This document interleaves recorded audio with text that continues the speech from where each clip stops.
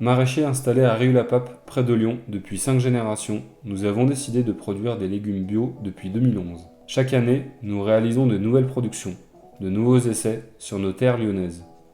Dans ce film, nous avons décidé de vous présenter la conduite de nos cultures de tomates bio, depuis le travail du sol à la commercialisation.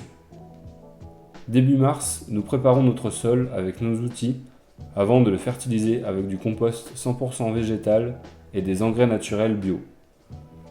Ce travail est essentiel pour préparer notre plantation qui détermine la réussite de notre culture puisqu'il va alimenter nos plants pendant plusieurs mois.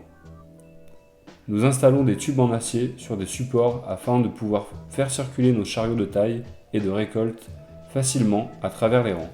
Au 15 mars, nous plantons les jeunes plants qui proviennent d'un pépiniériste français spécialisé dans le plant de tomates. La plantation est une étape cruciale puisqu'il faut planter tous les jeunes plants en un temps record afin d'obtenir une bonne reprise dans le sol tout en prenant soin de ne pas les casser.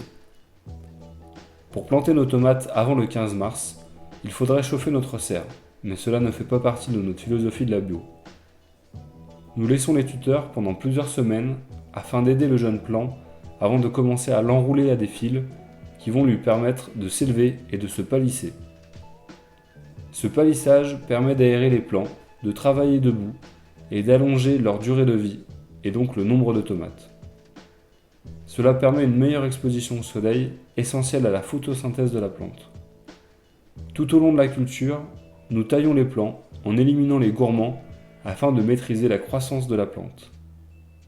La taille est très chronophage et demande une intervention tous les 5 jours, sur chaque plant du début à la fin de la culture.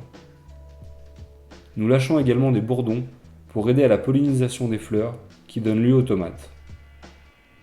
Nous libérons également d'autres auxiliaires qui parasitent ou prédatent les ravageurs comme le puceron. Toutes ces tâches sont répétées durant 3 mois sans récolter la moindre tomate. Durant la culture, nous suivons également les conditions climatiques de la serre qui est très impactée par l'humidité, les températures et la lumière. Toutes ces variables sont déterminantes dans le développement d'une culture saine et poussante afin d'éviter le développement de maladies et d'insectes ravageurs. Au fil du temps, les premières tomates apparaissent, se développent et se font désirer. Le premier jour de la récolte a une saveur toute particulière, puisqu'il vient récompenser plusieurs mois de travail. Notre récolte débute mi-juin et se termine fin octobre. En production, un premier contrôle qualité est réalisé sur les tomates fendues, mangées ou endommagées par un ravageur ou une maladie. Pour une bonne conservation, il est important que les tomates soient transportées rapidement dans notre bâtiment de conditionnement qui est à 15 degrés. Ensuite, chaque colis est pesé.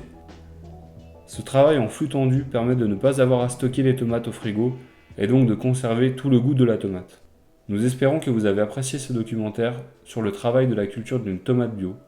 À bientôt dans vos magasins avec plein d'autres bons légumes.